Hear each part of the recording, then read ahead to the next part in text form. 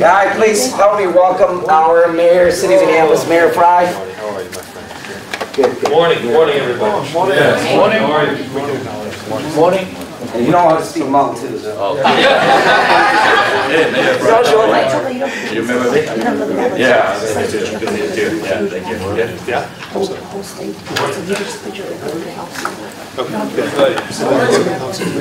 Mayor, and I want to put some people here for you. Some very important people are the leaders that are in our civic engagement program from the City of Minneapolis Partnership Fund. Yes. And they're all here. Yes. These are future leaders of all Hmong people, so let you know that. The other piece is the Council, Hmong American Leadership Council's presidents here. Hmong Indian Council presidents are also here. Yes. The elders in Hmong cultures are also here. Hmong mediation is also here. Yes. So thank you for coming. So honored to be here with all of you. I wanted to make sure I shook all of your hands as well. Yeah. Thank you so much for being here. Thank you for taking the time. Thank you. Thank you. Good to see you. Thank you so much. Thank you. You're very young. Well, thank you. Well, good morning, guys. Well, are you ready for me? I'm ready for you. As soon as you're done, we all want to meet. Yes, why would we be on? Food is just waiting. Well, good morning. It is such an honor here to be here with all of you. My apologies for my attire. I would normally be dressed with a suit and a red tie. I just came from the 4th annual rubber duck race.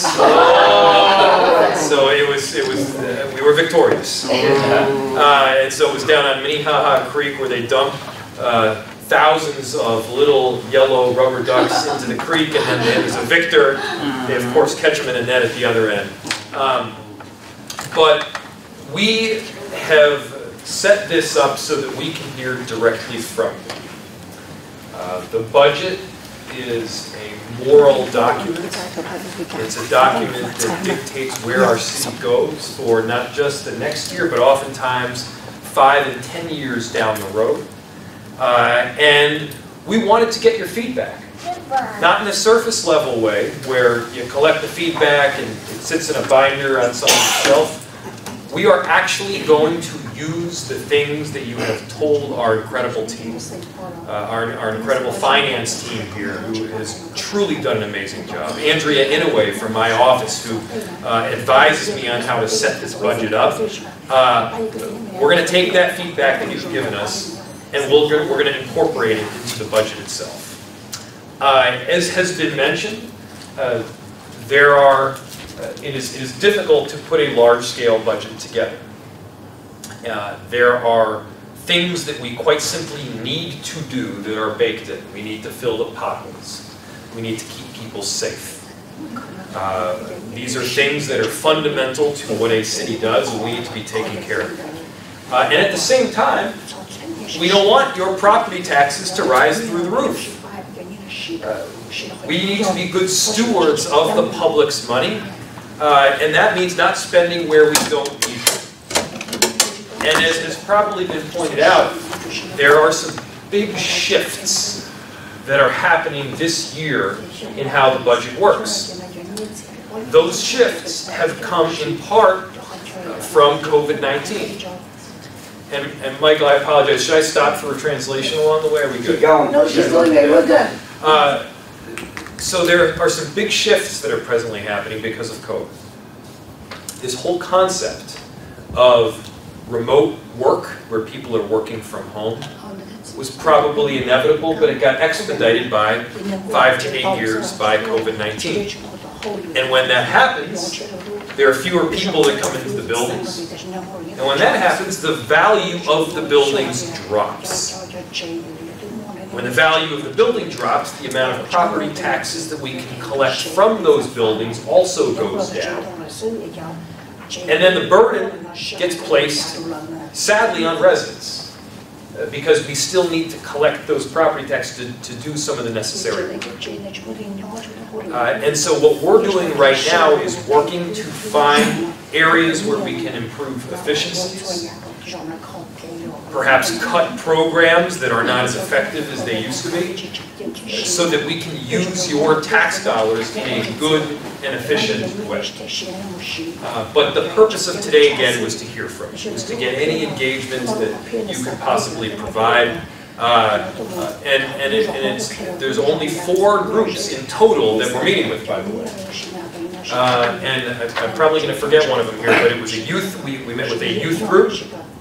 We met with a group of people that had disabilities. We met with our American Indian community, and we're meeting with Hmong and Southeast Asia. And we felt that this was critical to hear directly from you. And so, if you ever wonder, does my voice matter? The answer is yes. Your voice matters. We want to hear from you, and we're going to take that feedback and put it into this budget. And so, again, I'm so honored to be here with all of you, and I'm happy to answer any questions. I'm also just happy to eat with you as well.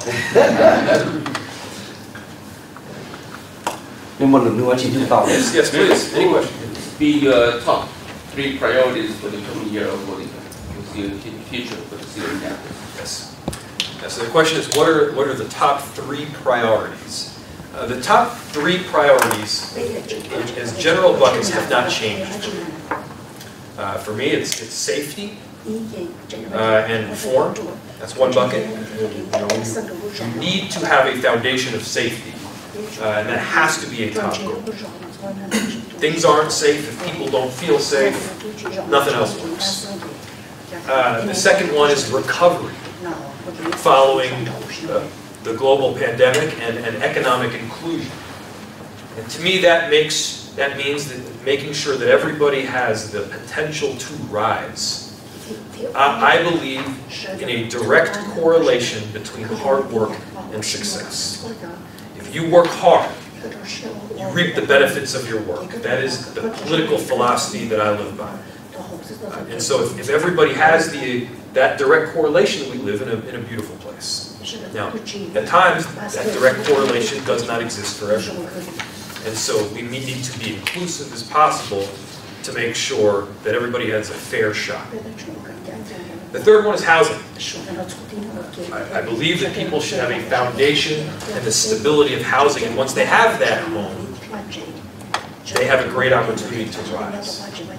So those are, I would say, the top 3 buckets, but there are others as well. We're working on climate change. It's a critical issue now. We're continue to revamp our government structure as well. And we're continuing to do outreach to all of our diverse communities throughout Minneapolis. Thank you for the question. That's good, Mayor. That's very good. I have a question. Yes, please. A question about I said earlier in regards to the bike rental that I think I have on the street. Yep. I was thinking maybe that program or not a good program, so I think it's something that obviously budget. I would say that probably we need to rethink about that and maybe do it a program so that can have the money to fund for other programs that the bike rental program. Yes. Yes, thank you. That's a good idea. The existing bike rental, I don't believe we're paying for right now. So it's an outside group, so it doesn't go through the city budget. But to your point, and you're right, we need to be looking at programs that aren't as effective and or aren't utilized. And yes, those can be cut. Yes, please. Okay, so in public health, primarily mental health, where does that fall in your priority list? It's a good question. So public health, mental health, all of those items are facets under both safety and recovery. So, the way we could have sort of 10 priorities, or we could have 3 with subdivisions of them. And so, part of safety is health. Health is linked to housing. If you don't have a stable home, then you can't be healthy. Housing is linked to recovery. If you aren't in the proper state of mind, you can't go out and get a job or run with a great idea or become an entrepreneur. We have an emerging crisis right now, not just in Minneapolis, but in the United States, around health and mental health. And this is something that we need to be leaning into even more. And so the way I look at it is health has emerged throughout all of those priorities because it's essential to everything. I mean, if I were to put something above those three, it would be public health and happiness. We want people to be healthy and we want them to be happy.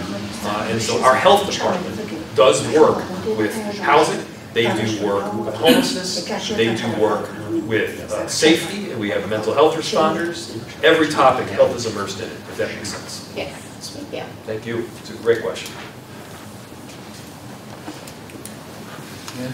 As you know, this side of the river is in Minneapolis. There's lack of a center for the Hmong, serve the Hmong communities. And so I was in touch with my General Powell's son to come over here and help to create a center over this side of the river to help the Hmong community. And we'd like to be working with you and the city council to see present a budget for that for the coming years to bring the Hmong community center back into the city of Minneapolis and work with your office. I would love that. The answer is yes, I would be happy to work with you on that project. And if we can get General Powell involved, that would be wonderful as well. A lot of the efforts, as you all know, with the Hmong community have been centered in St. Paul. We have a huge and vibrant Hmong community here in Minneapolis. Right here, actually on the north side. Not limited to the north side, but I would say probably the largest congregation is on the north side. And I think that it would be necessary. I think we have that obligation to work together on it. And the answer is yes. Yes, I would like to start meeting with you and Chairman Powell's son and the Hmong community. Yes. And let's help us build the center. Yes. So, Mayor, I noticed that a lot of Hmong families on the north side, they are kind of leaving and moving towards the smaller cities. Okay. I talked to a few of them about, and they was concerned about the safety. Yes. So that's not the reason to move them out. Yeah, so I think it's probably something that you, as the mayor, might look into and make sure maybe put more police officers on the street, things like that, so that the neighbors and the residents feel safe. Yes.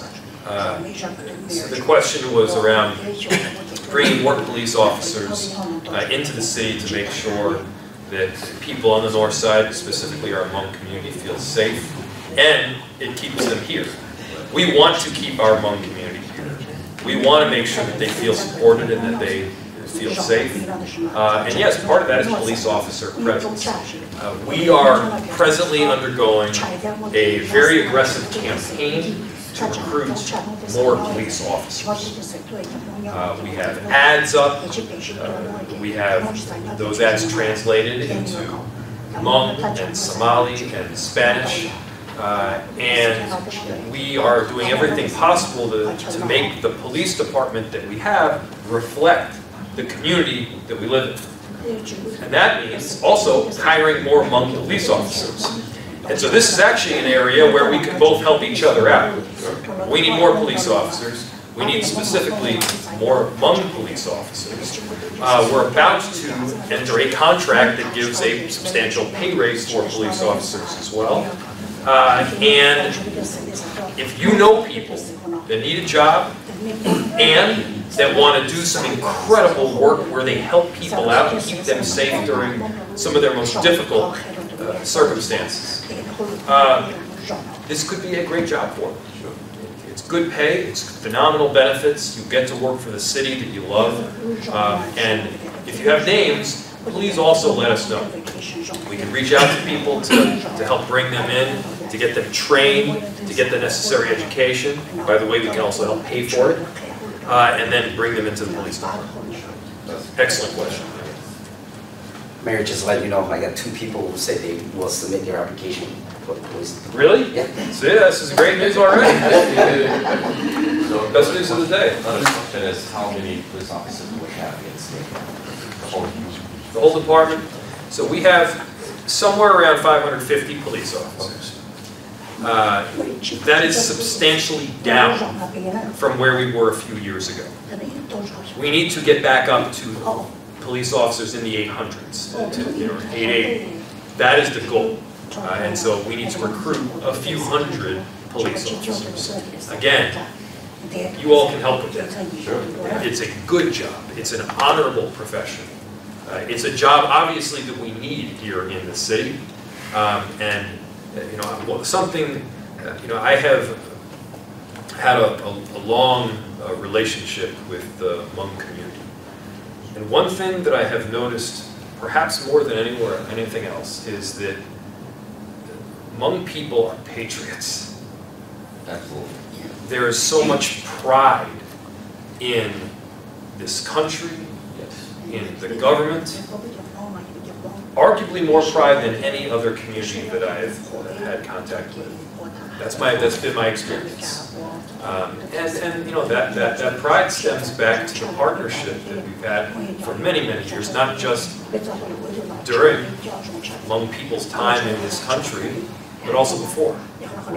We want that partnership to continue. You all recognize the importance of having a fair, a just, a freedom-based government, and we want to deliver that for you in partnership together. Yes. Are there any Hmong city council members in Minneapolis? There are not right now, and there should be. We used to have a Hmong council member, a friend of mine, Belong Yang. Yeah. And as of right now, no, we do not have any Hmong council members. I did just meet, however, Mayor Sheng Tao, who's the mayor of Oakland. Yes. And she is a friend. I met her at a conference just a couple of days ago, and she is very proud, not just of her community in Oakland, but also our Hmong community here in Minneapolis as well, as am I. And so, but you raise a good point. We should have a Hmong council member. So let's work together on that. How about that? Let's work together on that one. That's our next project together. Police officers and a council member. Is that a deal? Yes. Right, good. And a community center. And a community center, I'm sorry. Okay, community center, Hmong police officers, Hmong council member. That's good. All right, good. My other question is, do you have any Hmong staff in your office, today's office? We have a Laotian staff in our office, Tutu, who also has a deep relationship with the Hmong community as well. Yeah, I will probably recommend that. I would love if you could. That would be great. Please have one or two at least in office, so that way we have Direct contact. Yeah, to reflect. That is fair. That is fair. That is a good idea, and yes, we will move towards that.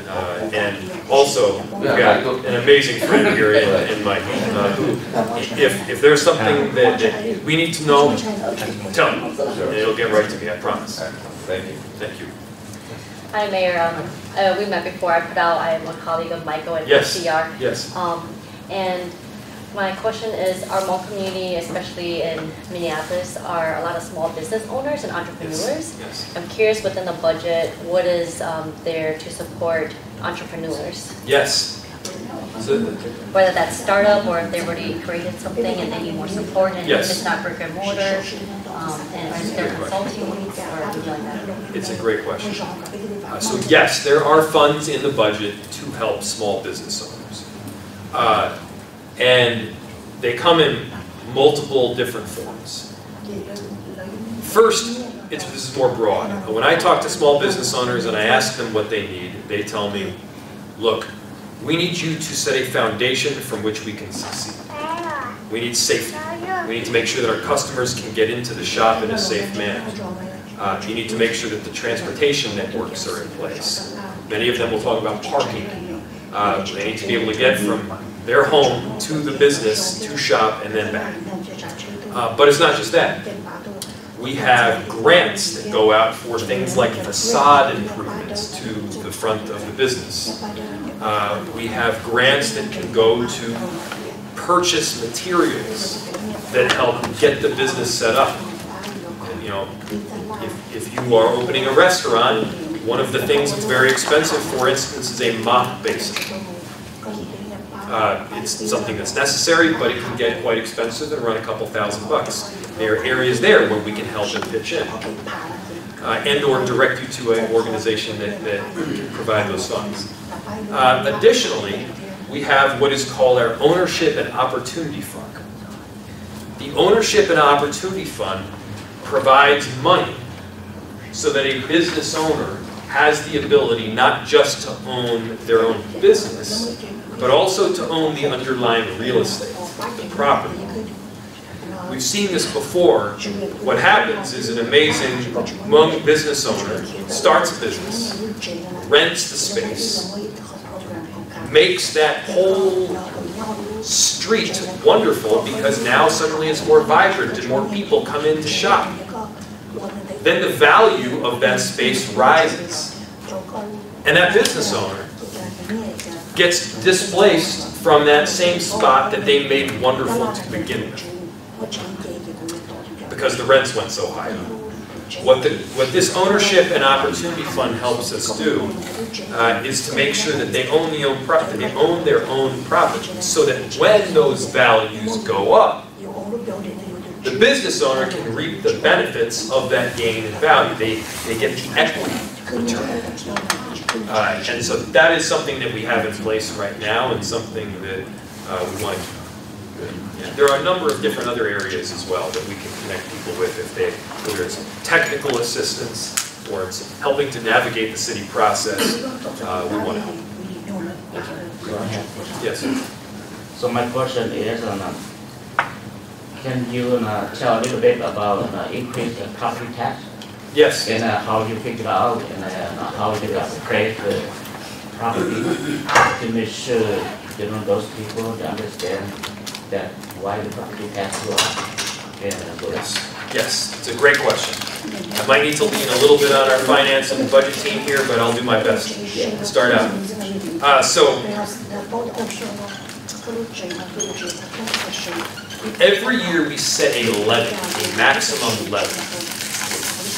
The levy applies to the total number of dollars that we bring into the city. So let's just say, hypothetically, I'm just going to make it a really easy number. It's $100. $100 is that maximum levy. Now, let's say that at the maximum levy of $100, suddenly somebody puts up a really huge building. That building has value to it. From that building, we get property taxes. And when we add those property taxes in, we can still keep the levy at $100, so we're still only getting $100, but every one of us pays less because that building is now paying more. Does that make sense? Now, sometimes, and actually just about every year, we need to increase that maximum levy to account for the fact that we have more things that we need to do in the city. More people come in, inflation takes place, the cost of living goes up, materials, whatever. And so the levy will go up. Just the fact that the levy goes up from $100 to $106 does not mean that each individual person will pay more. That's dependent on a whole bunch of other things. But, and this is the issue we're facing this year, let's say that same building that I just mentioned, that tall building that went up, drops in value because fewer tenants are using the space. And the building drops in value. When that building drops in value, it means that collectively we all are going to have to pay more just to get back to that same number. So, this year, we were anticipating a 6.2% property tax increase. That's what we were anticipating. And some of those buildings that I mentioned have dropped in value. So what we need to do is make sure that we are finding efficiencies wherever we can. We're reducing costs wherever we can, to prevent the taxes from going up as high as they otherwise might.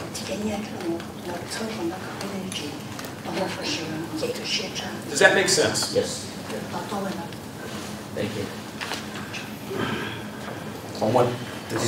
So my last question. Yes, please. So this is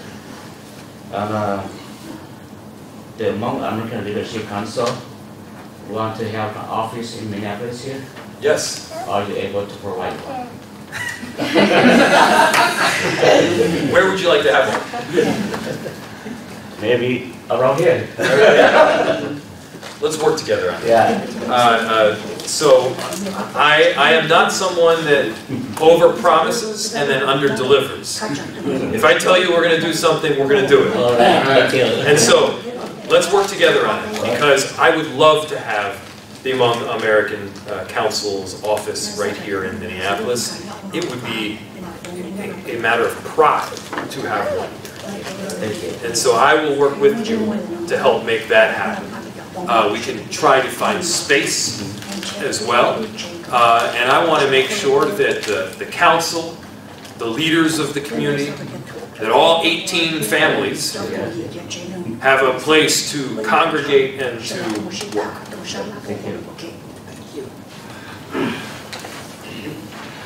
Earlier when I mentioned about the city council, the Hmong city council for Minneapolis, I also wanted to add on that in recent, like last year, we had this incident over in St. Paul with Yeshon, and I was wondering about having a funding for Know Your Rights workshop so that the citizens of the community can attend those workshops and know their rights, that when they are being confronted by a law enforcement officer to hold back and not exercise violence that would result in firepower, where you're putting yourself on the spot to get shot at, and then also holding the police accountable when you're initiating. Yeah, so I want to have these kind of a workshop for them, because in our community,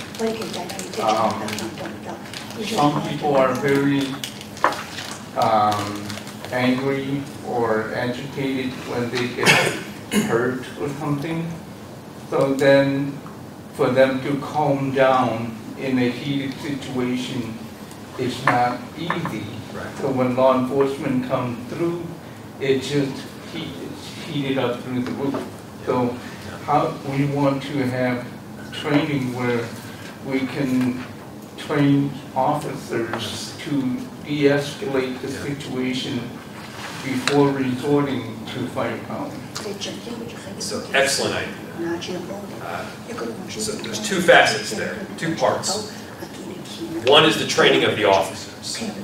And yes, we do have extensive training for officers on how to de-escalate the situation. And in fact, we've recently changed that training to make it do better.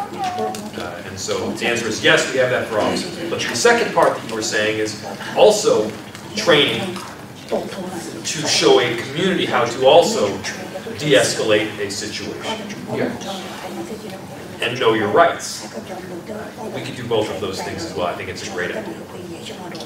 I think on top of that, what Ching might be also asking is the cultural competence. Is that a requirement of police officers or people who deal with the public? Yes, so they do go through both cultural competence training as well as implicit bias training. That's in our police department. We do have trainings that are available citywide for other departments as well. And portions of them, yes, they go through that training. There's others, I'm not sure not every single person that works at the city goes through implicit bias training, though. And so, to your point, consistently adding to the cultural competency makes a lot of sense. We want to say thank you to each and every one of our children that are married. Thank you. We have food waiting for you.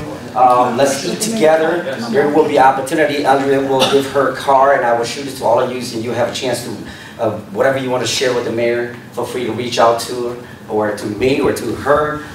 We'll be here to help you guys be connected. So let's eat the food before you go, before these elders go as well. We've been here for an hour and almost an hour and a half now. So our schedule is until 12:30. And let's have food with the mayor. And before you go, I know some of the elders want to take a photo with you. Of course, yeah. Of course, yes. You want to do that first? Yes, let's do that. Yeah, let's do that. Yes, that makes sense, right? Everybody come to the center. In the center? Yeah.